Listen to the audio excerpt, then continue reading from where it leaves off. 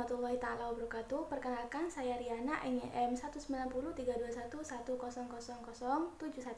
Pada video kali ini saya akan bahas tentang tata niaga produk agribisnis komoditas bawang merah di Pasar Kolpajung, Kecamatan Pademau, Kabupaten Pamekasan. Untuk lebih jelasnya, silakan simak video berikut ini.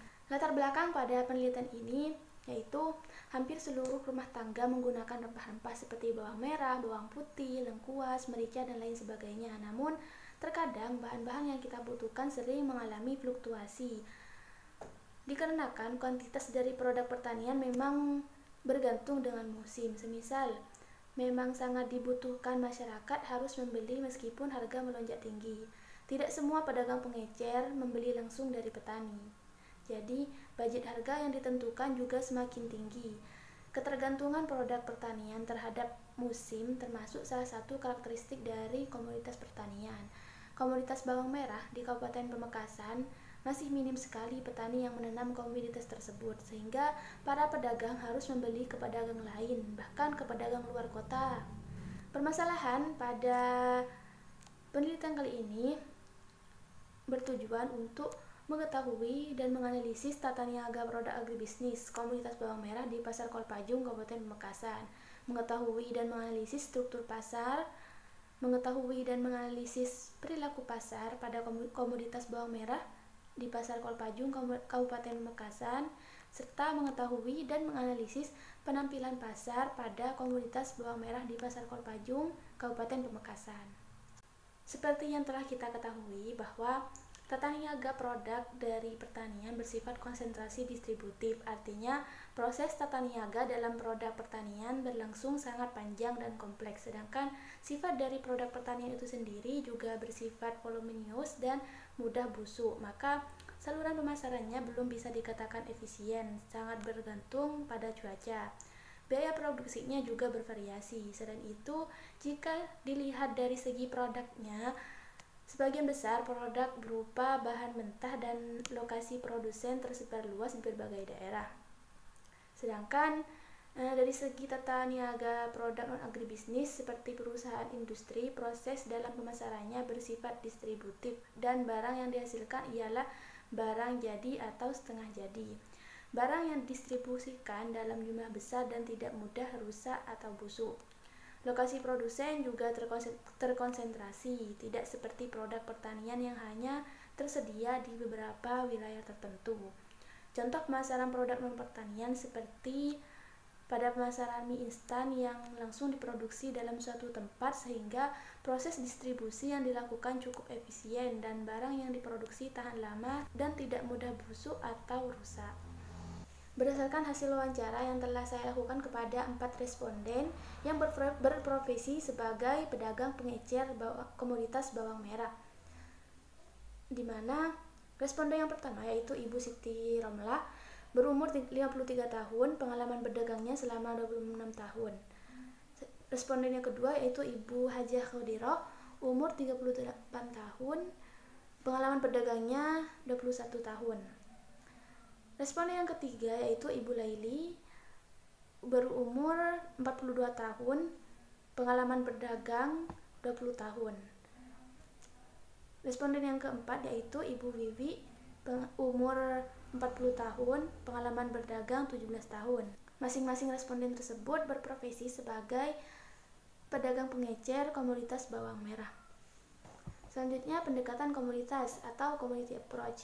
Bawang merah termasuk salah satu andalan primadona masyarakat untuk dijadikan sebagai tambahan penyedap rasa makanan. Bawang merah juga memiliki kandungan vitamin C, kalium, serat, dan asam folat, kalsium, dan zat besi. Selain itu, bawang merah juga berfungsi untuk meningkatkan hormon auksin dan giberelin, serta juga bisa dijadikan sebagai obat tradisional karena mengandung efek antiseptik dan ailin. Jenis bawang lokal yang biasa ditanam oleh petani diantaranya adalah bawang lokal atau biasa disebut bawang Jawa dan bawang non-lokal. Bawang lokal adalah bawang yang tumbuh dan berasal dari dalam negeri, sedangkan bawang non-lokal yaitu bawang yang berasal dari luar negeri seperti dari Filipina dan juga Thailand.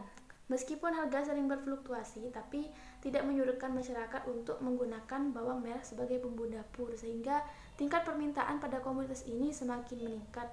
Berdasarkan data dari Kemendak RI tahun 2020 menunjukkan bahwa permintaan bawang merah terbesar berada di wilayah Jawa Timur, kemudian Jawa Barat, dan Jawa Tengah. Namun tidak menutup kemungkinan bahwa Indonesia juga mengimpor bawang merah dari negara lain dikarenakan produksi komoditas bawang merah di Indonesia belum memenuhi kebutuhan masyarakat. Selanjutnya ada pendekatan fungsi atau functional approach.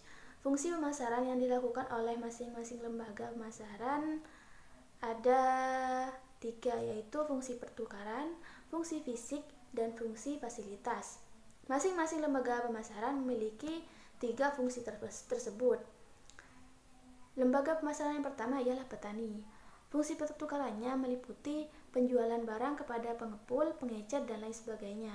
Sedangkan fungsi fisik meliputi penyimpanan dan pengangkutan. Fungsi fasilitasnya meliputi informasi mengenai harga bawang merah yang ada di pasaran. Yang kedua yaitu tengkulak, di mana memiliki 3 fungsi. Yang pertama, fungsi pertukaran meliputi penjualan dan pembelian. Tengkulak membeli kepada petani dan menjual lagi ke pedagang pengumpul. Yang kedua, fungsi fisik meliputi penyimpanan dan pengangkutan dari petani langsung. Selanjutnya ada fungsi fasilitas, di mana fungsi fasilitas meliputi informasi pasar mengenai harga bawang merah di pasaran. Selanjutnya ada pedagang besar, memiliki fungsi pertukaran yang meliputi pembelian dan penjualan antara petani dan pedagang besar. Lalu dari tengkulak langsung didistribusikan ke pengumpul, dan dari pedagang pengumpul didistribusikan ke pedagang besar, lalu ke pedagang pengecer, dan akhirnya didistribusikan ke konsumen. Yang kedua yaitu fungsi fisik, meliputi penyimpanan dan pengangkutan dari petani langsung atau dari tengkulak. Fungsi selanjutnya yaitu fungsi fasilitas, meliputi informasi pasar mengenai harga bawang merah yang ada di pasaran. Selanjutnya ada pedagang pengecer, juga memiliki 3 fungsi, yaitu fungsi pertukaran, meliputi penjualan dan pembelian dari pedagang besar, kemudian dijual kembali kepada konsumen akhir. Yang kedua ada fungsi fisik, meliputi penyimpanan dan pengangkutan dari pedagang besar untuk dijual lagi ke konsumen. Pedagang pengecer juga melakukan sortasi dan grading sebelum dijual kembali ke konsumen akhir. Yang ketiga yaitu fungsi fasilitas, meliputi informasi pasar mengenai harga bawang merah yang ada di pasaran. Selanjutnya, analisis struktur pasar. Cara kita menentukan jenis struktur pasar harus disesuaikan dengan kriteria-kriteria yang sudah ada. Namun, pada penelitian ini, saya menganalisis struktur pasar menggunakan metode IHH, di mana memiliki kriteria sebagai berikut. Jika hasil IHH sama dengan 1, maka mengarah ke struktur pasar monopoli atau monopsoni. Sedangkan jika IHH-nya sama dengan 0, maka mengarah ke persaingan sempurna.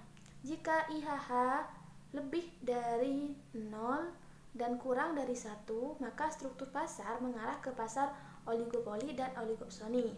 Pada tabel tersebut disebutkan bahwa responden pertama memiliki kapasitas pembelian sebanyak 15 kilo, lalu diperoleh tingkat konsentrasi 0,08. Responden kedua, Hajah Khodiroh, memiliki kapasitas pembelian 100 kg dengan konsentrasi 0,588. Begitupun seterusnya.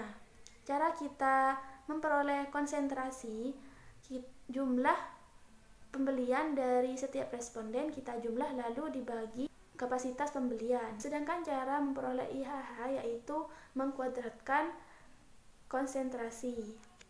Lalu total dari seluruh pembelian yaitu 170 kg dan hasil total IHH-nya sebesar 0,405. Berdasarkan tabel tersebut dapat kita ketahui bahwa hasil IHH sebesar 0,405, di mana angka tersebut berada pada kriteria lebih dari 0 dan kurang dari 1. Yang berarti struktur pasar pada komoditas bawang merah yang ada di Pasar Kolpajung, Kabupaten Pamekasan bersifat oligopoli atau oligopsoni. Selanjutnya, analisis perilaku pasar. Terdapat 4 lembaga pemasaran pada komoditas bawang merah. Di antaranya ada petani, tengkulak, pedagang besar, dan pedagang pengecer. Terdapat 3 saluran pemasaran pada komoditas bawang merah yang ada di Kabupaten Pamekasan, tepatnya di Pasar Kolpajung. Saluran yang pertama dari petani. Dari petani akan distribusikan ke pedagang pengecer, lalu dari pedagang pengecer langsung didistribusikan ke konsumen akhir. Saluran pemasaran yang kedua yaitu dari petani, kemudian pedagang tengkulak, lalu dijual lagi ke pedagang pengecer. Dari pedagang pengecer barulah sampai ke konsumen akhir. Di saluran yang ketiga, petani menjualnya ke tengkulak, kemudian didistribusikan ke pedagang besar. Dari pedagang besar didistribusikan kembali ke pedagang pengecer. Dari pengecer lalu didistribusikan ke konsumen. Setiap lembaga memiliki 3 fungsi, yaitu fungsi pertukaran, fungsi fisik, dan fungsi fasilitas, di mana masing-masing fungsi dari setiap lembaga sudah dijelaskan di awal tadi. Sedangkan metode pembayaran dilakukan secara tunai untuk menghindari kerugian. Selanjutnya, analisis penampilan pasar. Pada saluran pemasaran 1, seperti yang sudah disebutkan tadi bahwa petani mendistribusikannya langsung ke pedagang pengecer, lalu ke konsumen akhir. Pada margin saluran pemasaran 1, harga beli rata-rata dari petani yaitu 25.000 per kilonya, sedangkan harga jual rata-rata dari pedagang pengecer ke konsumen yaitu 30.000. Jadi total margin yang diperoleh sebesar 5.000. Untuk saluran pemasaran yang kedua, dari petani langsung didistribusikan melalui pedagang tengkulak. Dari pedagang tengkulak didistribusikan kembali ke pedagang pengecer, lalu sampai ke konsumen akhir. Harga jual dari petani kepada pedagang tengkulak sebesar 20.000. Lalu pedagang tengkulak menjual ke pedagang pengecer sebesar 25.000. Dari pedagang pengecer disalurkan kembali ke konsumen dibanderol seharga 30.000 per kilonya. Jadi margin pemasaran yang diperoleh pada saluran kedua yaitu 10.000. Selanjutnya, margin saluran pemasaran yang ketiga. Pada saluran pemasaran ketiga, dari petani menjual produk bawang merah ke pedagang tengkulak, lalu dari tengkulak dijual kembali ke pedagang besar, lalu dari pedagang besar baru didistribusikan ke pedagang pengecer, dari pedagang pengecer didistribusikan kembali ke konsumen akhir. Sedangkan untuk analisis margin saluran pemasarannya, petani menjual ke pedagang tengkulak seharga 18.000, lalu dari tengkulak dijual ke pedagang besar seharga 22.000. Dari pedagang besar didistribusikan kembali dengan dibanderol seharga 26.000 ke pedagang pengecer. Lalu dari pedagang pengecer dijual ke konsumen akhir seharga 30.000. Dari ketiga margin pemasaran tersebut dapat kita tarik kesimpulan bahwa margin pemasaran yang terbesar terletak pada saluran pemasaran yang ketiga dengan nilai 12.000. Hal tersebut menunjukkan bahwa saluran pemasaran di saluran pemasaran yang ketiga belum efisien. Karena semakin tinggi margin pemasaran, keuntungan petani akan semakin rendah.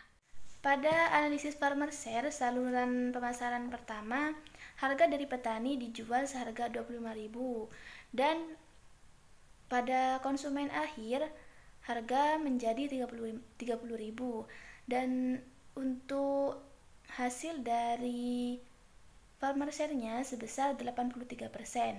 Sedangkan di saluran pemasaran yang kedua, harga jual dari petani 20.000 dan di konsumen akhir harga menjadi 30.000.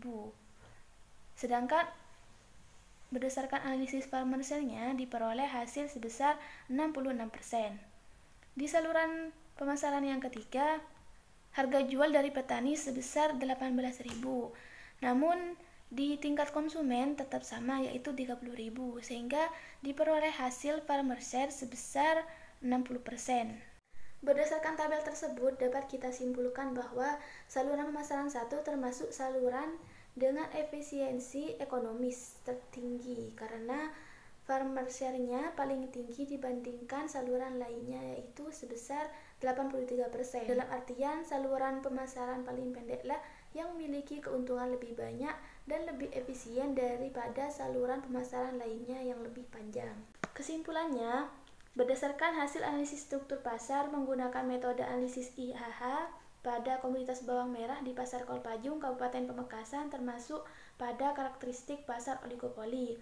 Terdapat 3 saluran lembaga pemasaran, diantaranya saluran pemasaran 1 terdiri dari petani, kemudian pedagang pengecer, lalu konsumen. Di saluran pemasaran yang kedua dari petani, lalu ke pedagang tengkulak, lalu ke pedagang pengecer, dan yang terakhir ke konsumen akhir. Pada saluran ketiga dari petani, lalu didistribusikan ke tengkulak, lalu pedagang besar, kemudian didistribusikan kembali ke pedagang pengecer, lalu konsumen. Berdasarkan hasil analisis margin pemasaran, saluran pemasaran ketiga yang memiliki margin terbesar yaitu Rp12.000, sedangkan berdasarkan analisis farmer share menunjukkan bahwa saluran pemasaran yang paling efisien adalah saluran pemasaran 1 dengan persentase 83%. Mungkin hanya itu penyampaian dari saya, kurang lebihnya mohon maaf. Hadanallahu wa iyyakum ila thoriqil mustaqim. Assalamualaikum warahmatullahi taala wabarakatuh.